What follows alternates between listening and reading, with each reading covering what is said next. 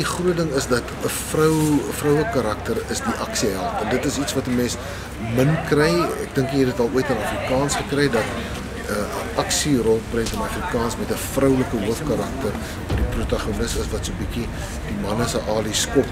Ek dink vrouens is bang om op te staan vir hulle self. Hulle is bang as hulle vir iemand sê dat gaan hulle seer kry of hulle is bang dat daai persoon in moeilikheid gaan kom en dit is belangrik om iemand te sien terugfight, jy weet, en om vir die wêreld te wys dat as jy geabuse word of as jy in gevaar is, then you need to tell someone. Ek het so 'n stuk van die draaiboek al geskryf, toe begin ek met die kinders in ons huis te praat oor wie dink hulle sal geskik wees vir die draaiboek, vir die fliek. En Leandi was die eenparige voorstel geweest omdat ek dink onder jong mense, enigiets tussen die ouderdom van 16 en 25, is Leandi 'n bietjie van 'n ikoon. Dit was redelik rof en onbeskof geweest op tye. Ons het nooit verskriklik skoon van stel afgekom, want daar is 'n paar keer geval ook.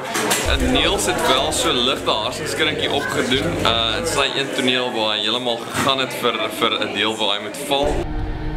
Ek het alles geleer wat ek weet.